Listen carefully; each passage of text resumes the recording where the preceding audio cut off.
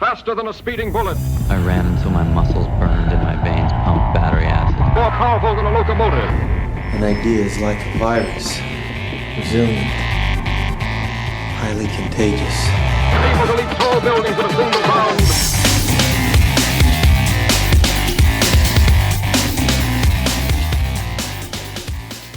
What's up, everyone? Jared Moon here from End of 3 Fitness, and welcome to the Better Humanology podcast, and more importantly, welcome to Season 3. I'm super pumped everyone is joining us for our third season. Now, every season we like to change things up just a little bit. So Season 1, we were just getting the grasp, the feel for podcasting, what we were going to do, how we were going to do it.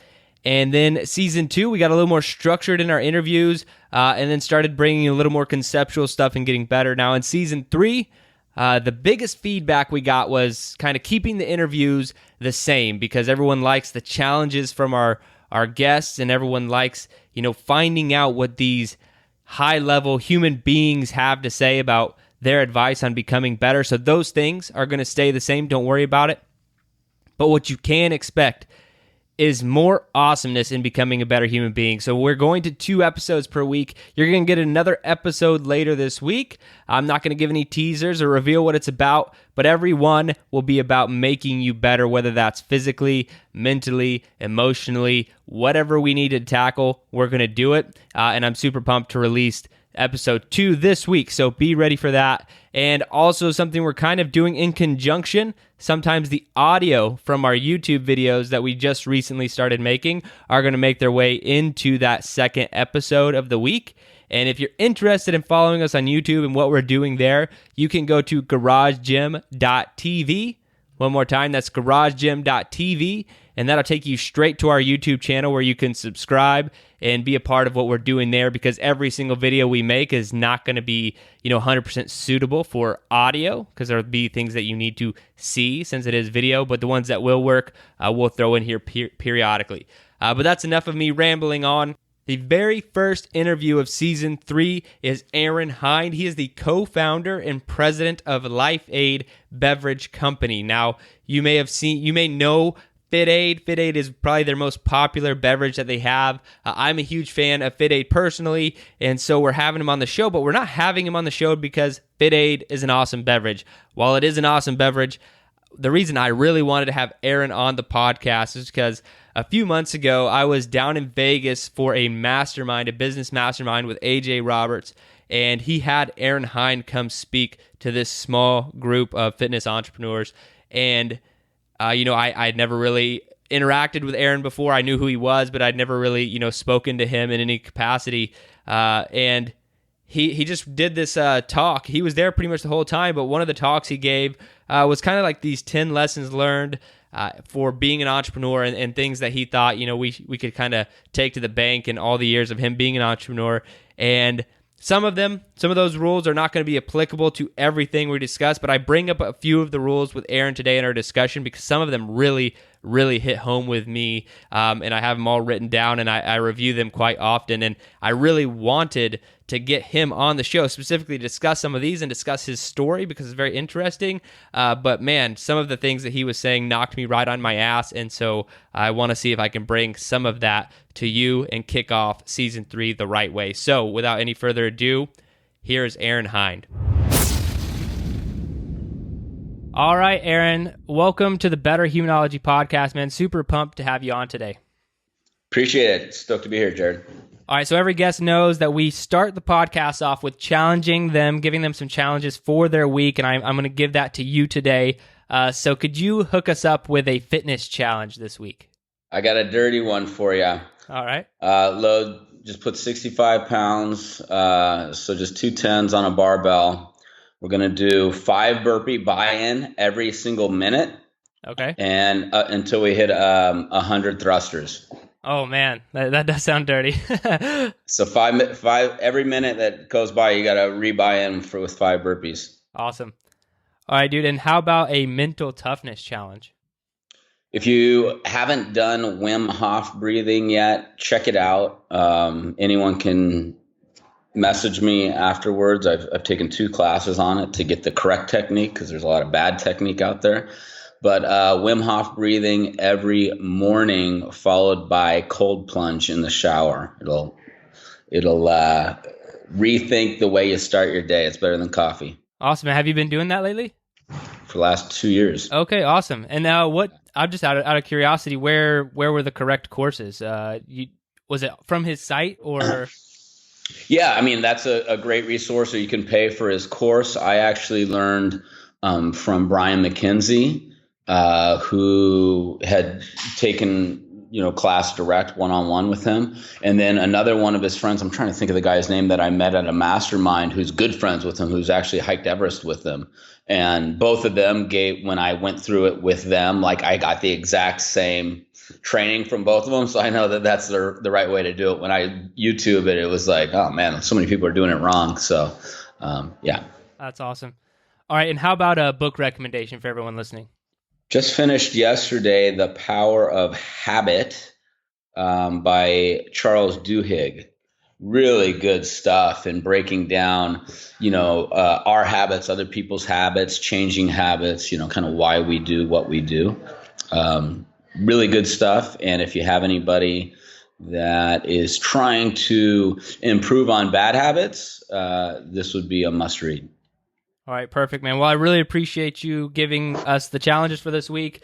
Now, if we could just do a minute, maybe give us your background, kind of introduce who you are. A lot of people, I'm sure, already know, but you have a pretty interesting story, and I'd love to share it with everyone listening today. Yeah, Aaron Hinde, I am co-founder and president here at FITAID Beverage Company. A lot of people in the fitness space know us for our recovery drink FITAID. And, been hammering away at that since 2011 when we started the company. And before that, I was a sports chiropractor, and that's kind of how I got introduced to the, CrossFit and functional fitness space. I was always a personal trainer since my youngest days, and that led me to chiropractic. And started working on some of the HQs people and some of the athletes when they were coming into town. My office was in Scotts Valley, where CrossFit HQ is located. And that got me my first foot in a CrossFit gym, and the rest is history. That's awesome, man. And then you took on the challenge of opening a beverage company. Can you tell me, the reason I want to talk about that is because when we were in that mastermind together, you brought up, I forgot the percentage, but like something crazy high, like 80 or 90% of them fail within 5 years. Is that the correct metric? Yeah. It's actually within 12 months. It's 95% failure, don't make it to 12 months. And then in 5 years, it's 99% failure rate. Goodness. And so how did you take that plunge right there? Because I'm not a huge risk taker. I'm working on, in all honesty, to be able to tolerate more risk. And I think entrepreneurship is forcing me to do that, which is awesome. But I would like to know, man, did you know those stats going in, or is it something you learned later? Hell no. Okay. Hell no. All right. Ignorance is bliss, brother. All right. Perfect. Yeah, no, it was total ignorance. I mean, the risks taken at probably way too early of a stage was just like, thank God it worked out. I mean, that's how I have complete confidence and really faith. Just looking at all the challenges over the last 6 years, and knowing how many times we almost completely went out of business, and knowing the risks that I put my family through, and walking away from a very successful practice, it just led me to believe in that grand plan that certain things just are meant to be.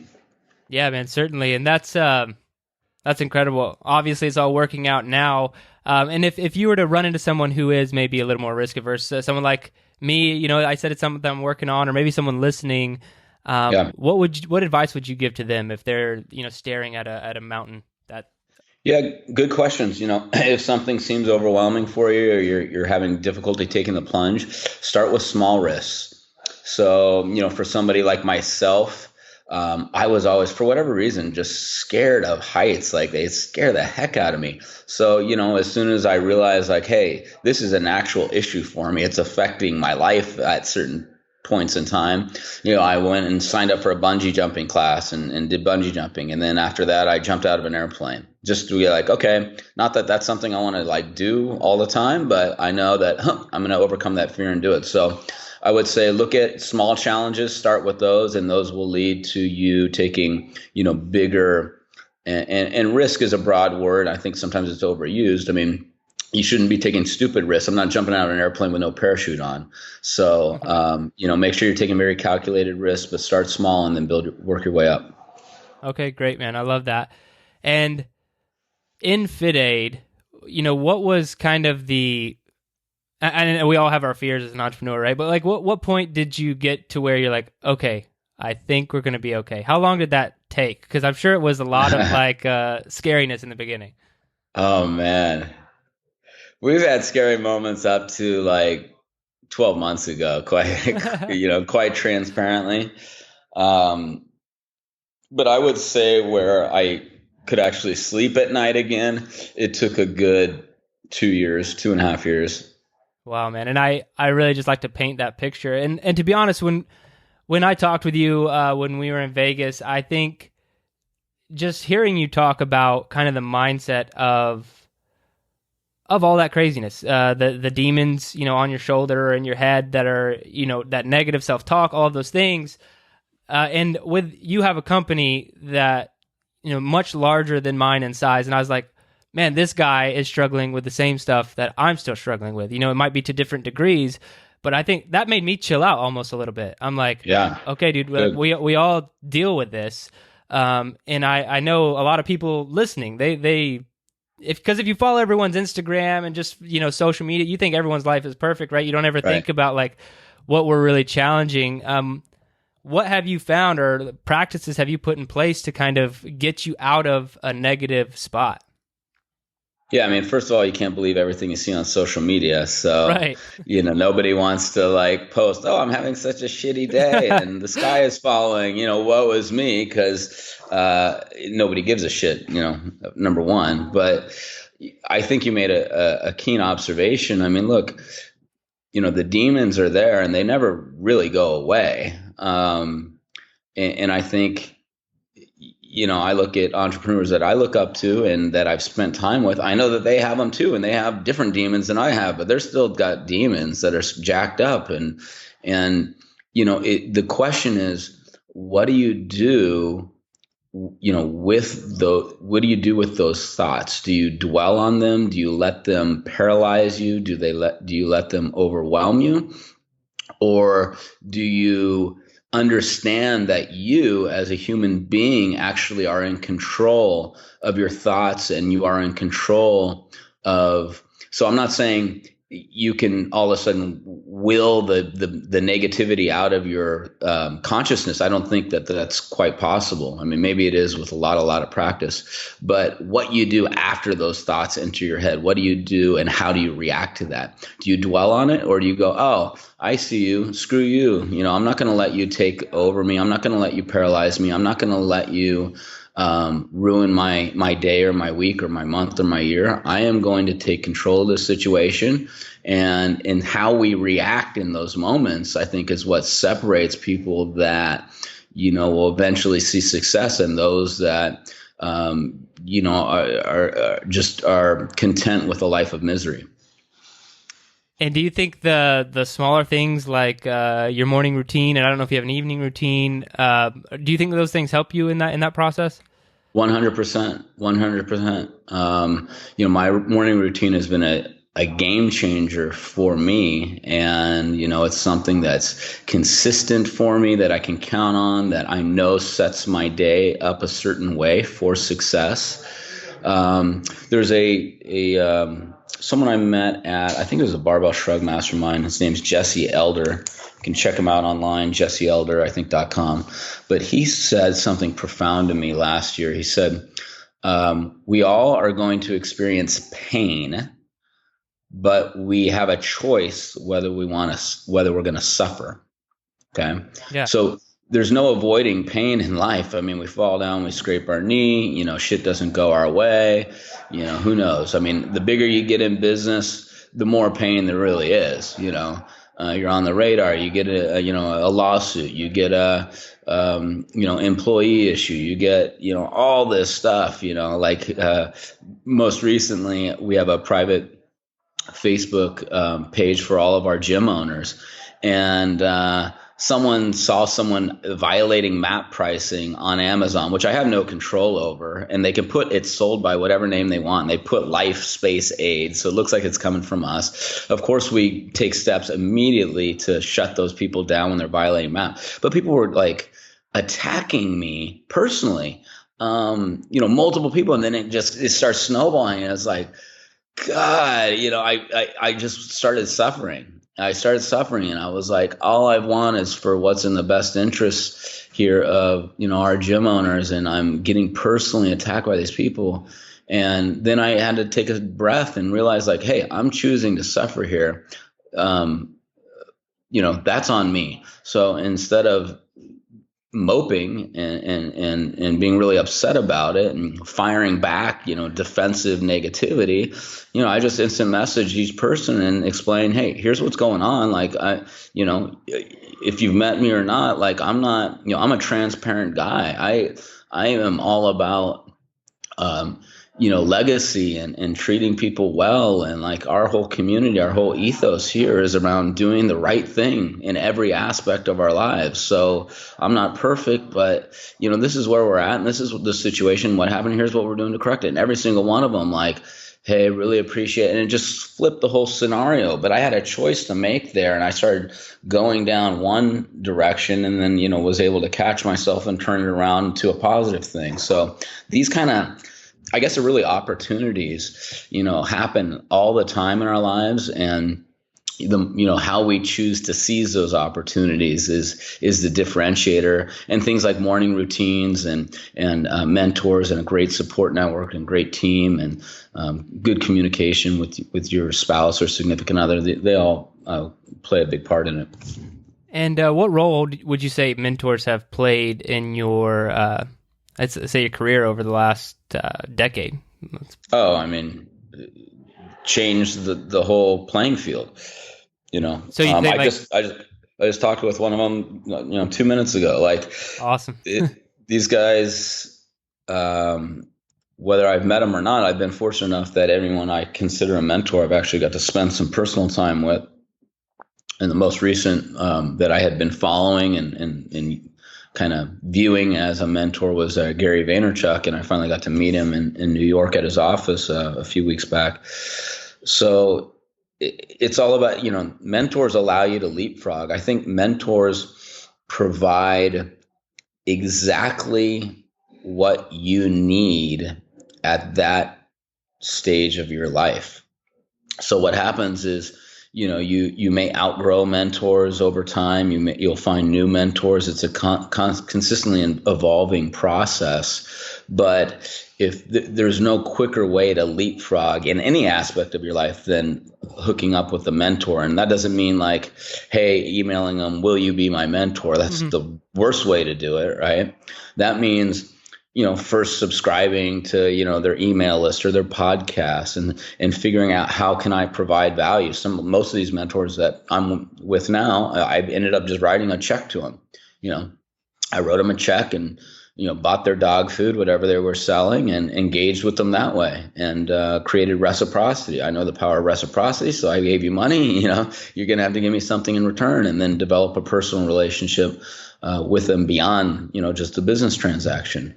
But if someone took everything from me today and said, you need to go be successful, and they picked any field, I don't care what it was, I would immediately, find out who's the biggest player there, who's making things happen, who's doing things in alignment with how I see things. And I would find a way to engage them and provide value to them, and then have them take me under their wing.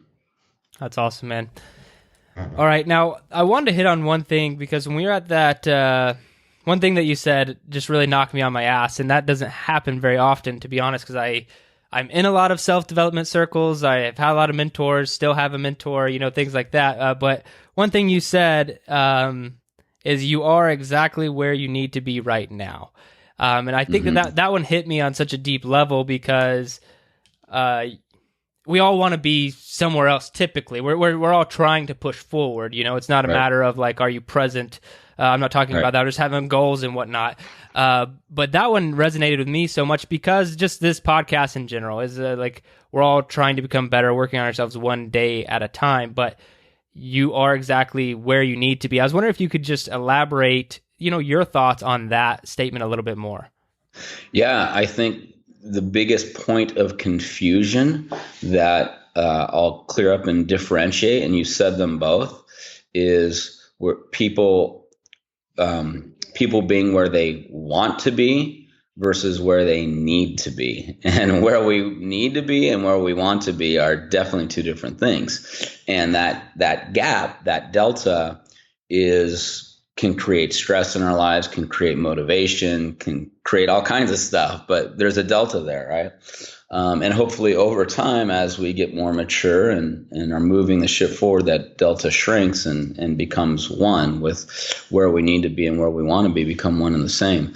But I think the thought process behind that is, kind of coming back to what we were just talking about with, how are we reacting to life? Like shit happens. We have pain points in life. And so often we get myopic when we're stuck in the moment, that, we're feeling overwhelmed or we just don't understand. We don't have an understanding of, why is this happening to me? We get very victimized. We become the victim. And the easiest example I have for this is like, if you think to like a high school sweetheart or something that, you might have been head over heels for and it didn't work out and it was so devastating during the breakup period. But then you fast forward, 10 or 20 years and you look back at that and you're like, oh my God, thank God that didn't work out. That would have been a disaster, right? But it wasn't until time passed and you were able to have some perspective that actually made sense. All these things that are happening, like Tony Robbins said, life isn't happening to us, life is happening for us. And I think that's, this thinking is very congruent with Tony's statement there that, these are all little pieces of a mosaic that come together. And once we step back and we look at that, it's a beautiful thing. But, all these little glass shards and such may not make much sense when we're stuck in that moment. Yeah. And that's probably the most difficult part is trying to piece them together, trying to see each thing that happens as maybe a stepping stone or something to drive you forward as opposed to looking at it in a negative way. Yeah. All right, man. So let's hop back in your career a little bit. So you were a chiropractor, correct? Correct. And so tell me about your practice, how long you were doing that. I kind of want to dive into that a little bit more to really paint the picture of you coming full circle to LifeAid. Yeah, I was in the chiropractic business as a solopreneur really for 10 years. I had a great practice. I averaged every month for 10 years, 31.5 new patients a month by referral, 95% by referral. So, when you're doing good work and you're treating people how they should be treated, that is always reflected in probably the most important stat that there is in business, which is referrals. So it was a healthy business. I brought in a lot of money, but, I was young and stupid. I spent a lot of money. I had a lot of unnecessary expenses every month. I had a big challenge in 2009. So, here's a practice. I know that in 10 years, it never grossed under $350,000, which is, a good chunk of money. Yeah, I had all this money going out the door. I was spending it on $6,000 a month on ridiculous insurances and this and that. And then, come 2008, being late to the game, I saw everybody that, making so much money in real estate that I hopped into that game right before the big crash. And in 2009, I basically lost everything. I had to go bankrupt. And that was a big challenge for me, but fortunately I had my practice, so that didn't skip a beat. I was able to, the very next day come in and nothing changed from that perspective, but it really gave me like a smack across the face when, I had months I was bringing in $50,000 in revenue, but I had 70 going out the door, because I was inaccurate in my thinking that, oh, I'm a good chiropractor, therefore I'm going to be a good real estate investor. Well, no, that's not the way it goes. I see that a lot in just people in general who get good at almost anything, is they start thinking that there's some sort of superhero principle or something, like, I'm good at this, so I'll be good at that. Right. Is that something that you're take caution to these days? Like, are you very aware of that fact when you're hopping into new opportunities and whatnot? Be like, look, I'm not an expert here, but I'll learn as much as I can, or 100%. Yes. So thank God for that little life lesson, because it has taught me that very thing. I know what I'm good at. What is it? It's like landmark forum stuff. It's, I know what I know. I know what I don't know. But what I don't know that I don't know, that's the big scary area, right? So I'm very aware of what I don't know, and don't even pretend to, try to become an expert or position myself as an expert in something I don't know anything about. So fortunately, like here at LifeAid, we've got a great team, we've got a great business partner, and we have, a very different and complementary skill set, and our team's been able to pick up the slack for areas that I'm extremely deficient in. And I'd like to now, like I mentioned at the beginning, but that was more on the risk side of things. But what was the deciding factor? Because $50,000 a month in revenue is pretty comfortable. I know you had a lot going out the door, you said, but you could have, that could have been a comfortable lifestyle. So why go all in on LifeAid? What was the big motivation there? Ever since I was a kid, I always felt like, I'm going to do something big, and in my mind, the playing field that I was at, even though it was great, and, I was almost a local celebrity here in Santa Cruz. I was twice elected to countywide office during that time, and, kind of like Friends, where everybody knows your name type of thing. It just, I had kind of tapped out that playing field, and I just always had a drive for something bigger, and I wasn't quite sure what that was, and always had a foot in kind of entrepreneurial world with a few other projects that didn't quite pan out as well as I would have liked. And I don't know, I guess for lack of a better term, it was kind of that fire in the belly. And when this opportunity presented, and we started to see a little bit of traction, and we always had faith in the overall vision. We just decided to push the chips all in and go for it. You do have an awesome product. I'm sitting next to a fridge fully loaded with FITAID right now. Appreciate that. So I am a user. And so over the last, how many years have you guys been open? Since 2011. 2011. So what would you say your biggest, you can go with either one, mistake or challenge. So challenge overcome or mistake you've made, and I'll let you pick in the last 6 years running FITAID or LifeAid. Oh man, there's been a lot of them. Yeah, I know. It's a tough probably, question. I think one thing that especially entrepreneurs that are scaling and in a growth phase need to be very conscious of is, who they bring onto their team and who they, allow as part of their culture and a representative of their brand. So often when things are going a million miles a minute, and, for a long time I was the, head of marketing and sales, and had a foot in accounting and fundraising and, trash picker upper. We were, so desperate to hire people. It was like, I'm going to put out a Craigslist ad, and, the first qualified looking person on paper, gets hired. And bringing on the wrong people can cost, multiples on on their actual salary when it doesn't work out. So I think that's one thing that we're very conscious of now. We have a lot of hoops set up. We're very guarded about who we're bringing on our team, and not from a skill set perspective. We can teach anyone any type of skill set, but from a human being perspective. And that's been probably the biggest lesson that I would always caution young entrepreneurs. Be careful who you bring on as part of that team, because you want to maintain that team and grow it, in perpetuity. You don't want a revolving door that just creates a lot of stress and headache. All right, man, I'm going to shift gears on you here for a second. This is what we call the book question. So say there's a nationwide curriculum implemented. The president calls you up and he's like, Aaron, you're going to be responsible for a chapter in this book. It's going out nationwide. Every single child in America is going to have to read your chapter and be tested on it and pass it before they're allowed to graduate high school and go any further. What would your chapter be about?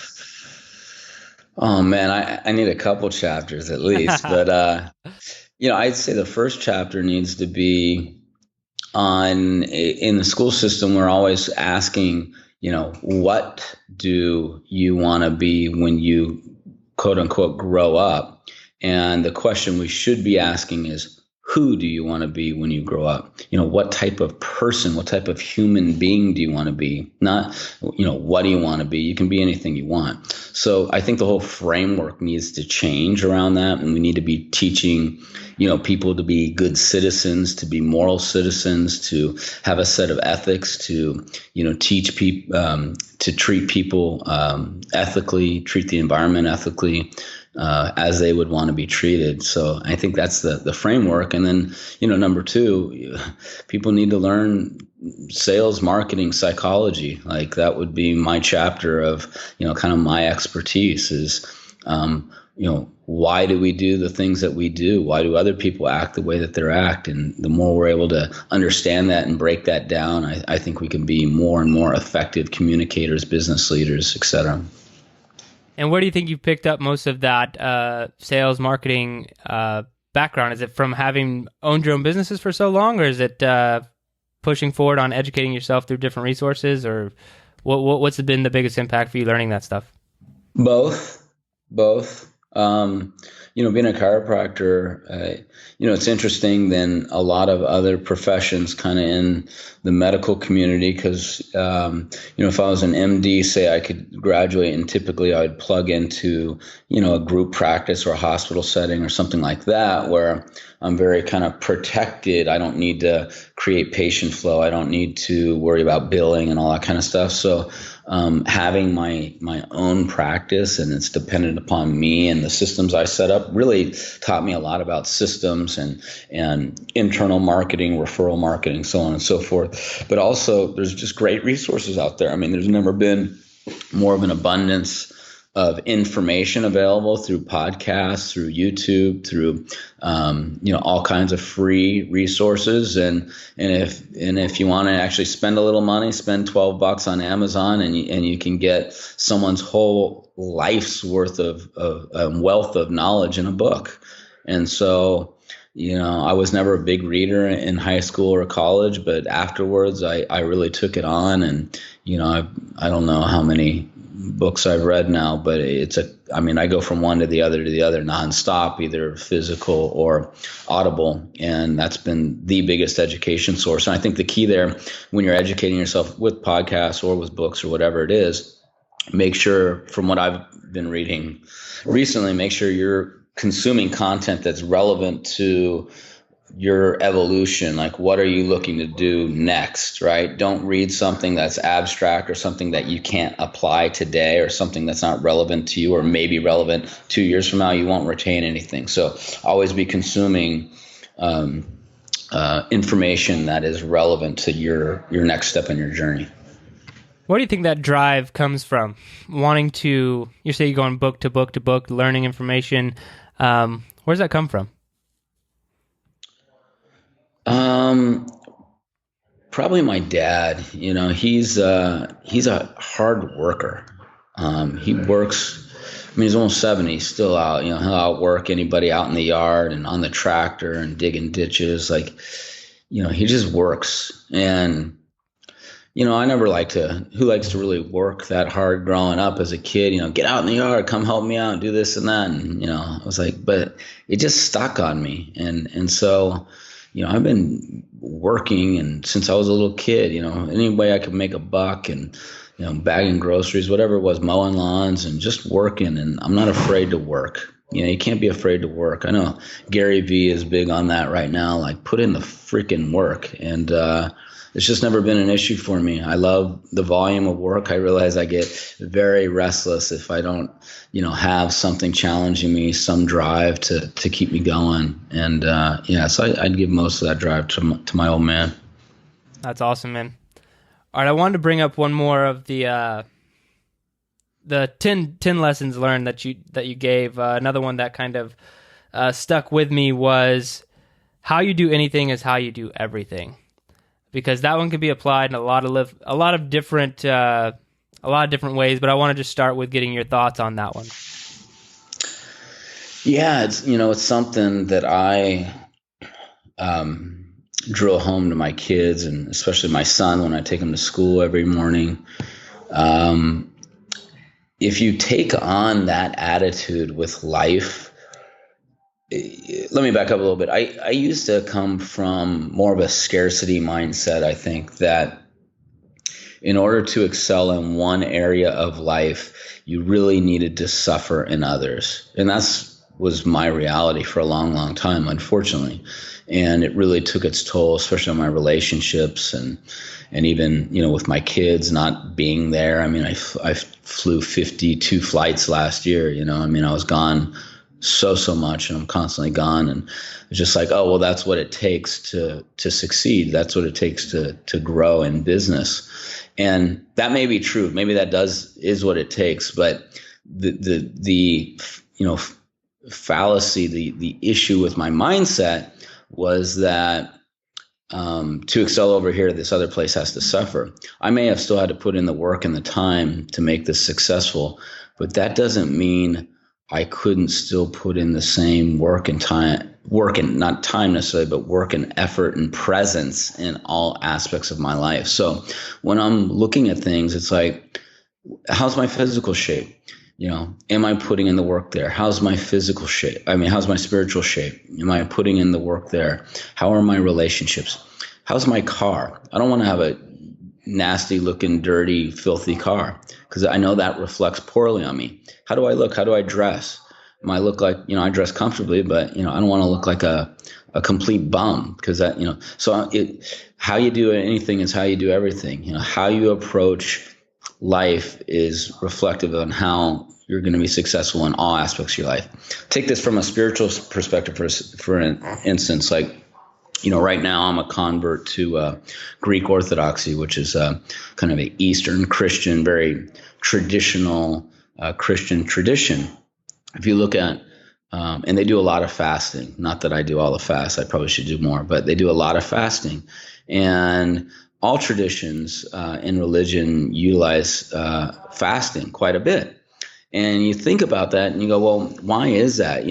Well, not all monks and nuns and so on and so forth are obese and therefore they have to fast. Why do they fast? Because they know if you have the ability to tame the demon of gluttony, the demon of the stomach, then you can tame any aspect of your life, right? So if you're a gambler, you're an alcoholic, you have sexual addiction, whatever it is, if you can tame that most basic instinct of no stomach, I'm not going to give you whatever you want just because you're hungry. If you can get control of that very basic primal human instinct, then you can control, it has a domino effect to control all kinds of aspects of your life. So I'm probably on a total tangent. I don't even remember what the original question is, but we're talking about how you do anything is how you do everything. Yeah. So, that's kind of, I think where a lot of that comes from and that attitude comes from is I realize that, small W's, small wins lead to bigger wins, and small defeats can lead to really big defeats if you let them. So just being conscious and controlling my thoughts, controlling my actions as much as I can, keeping all aspects of my life in abundance and keeping them tight. Yeah. And you're talking about, to excel in one area of your life, others have to suffer. You just that mindset, having had that for a long time. That's why, in all honesty, my favorite type of guest to have on this show is an entrepreneur, because especially entrepreneur at your level, because they've had to figure a lot of shit out in all areas of their life, and you have, you're working in so many different areas, trying to become better and well-rounded in every single aspect of your life. But I like to then transition that, because I know you have kids. I have young boys. You're learning a ton right now, and I would say more than most people focus on. And I don't know if that's just a trait that is forced through entrepreneurship, or if it's just a different gene in people who are more entrepreneurial. But how do you plan, or how are you kind of taking what you're learning and giving that to your kids? Because you would, assuming you want them to leapfrog, you in the next in their generation, their time. So how are you getting this information to them? Yeah, I've thought a lot about this, and we have open discussions around things. I think the biggest transfer of information comes in just observation, and them seeing how I operate, and the good, the bad, and the ugly too. I mean, they went through early times when I was not present. I got very frustrated easily. I was just not. I was in scarcity mode. I was letting the demons really, control my thought process, and hopefully they've seen that kind of change and evolve. And we have open discussions about, sales, marketing, politics, psychology. Like, they're very, very, kids are, they're so smart, and they can really operate on a much deeper level, I think, than we give them credit for. And, ultimately, do I want them to be, some successful entrepreneur? Well, yeah, I mean, that would be awesome. Of course, that would be like great. Like, yeah, they surpassed dad. But at the same time, if they were, first world-class musicians, maybe, they may be providing as much or more value to the world. I think, we, as parents, maybe we're wanting to drive to become successful so our kids can have it better than us. It's kind of just human nature, right? It's happened since the beginning of time, and definitely in this country, that's the attitude. Why are we all, sons and daughters and grandsons and granddaughters of immigrants? Because those people, our great grandparents, had it in their mindset that we are going to go to this land of opportunity and create something better for our kids. So it's this ingrained in our DNA.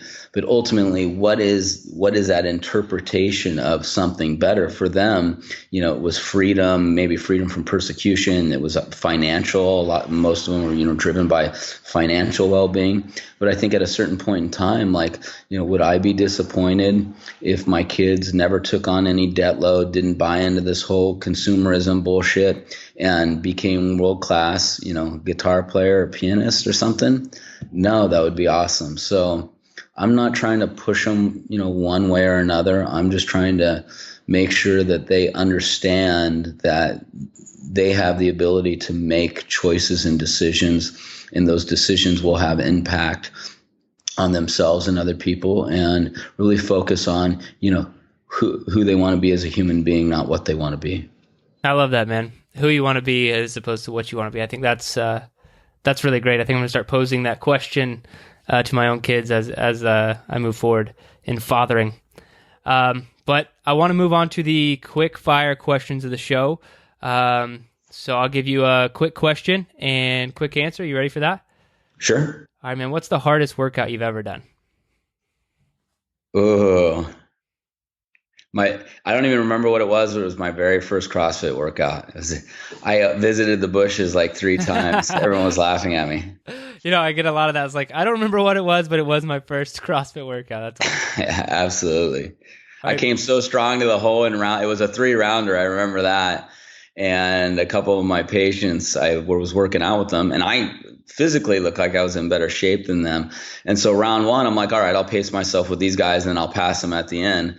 And I was going, right with them. And then we got about halfway into round two and I was like, oh, something's not right. I'm like, oh, I went to the bush and just sucked air for about 5 minutes until everyone passed me up.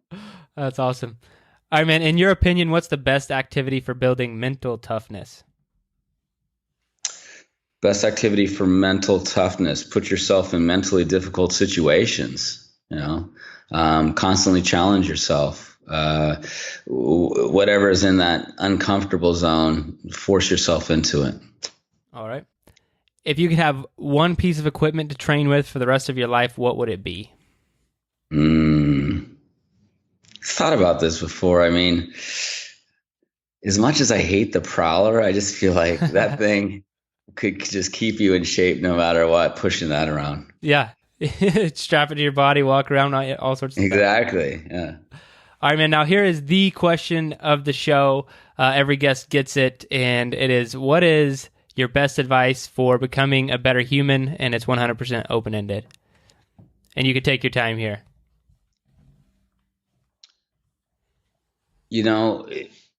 We are all either making emotional deposits or withdrawals to other individuals' bank accounts around us. And if we're conscious of that and we go throughout our day always wanting to make deposits and not withdrawals, then when we do have a slip up, when we aren't on our A game and we have that little withdrawal, it's okay, because you have such a fun balance of emotional deposits that it's not that big of a deal. I think when we are negative in our emotional balance, or when we kind of float around zero too often, it really is destructive to relationships and to progressing as a human being. So I would say be very conscious of all your interactions.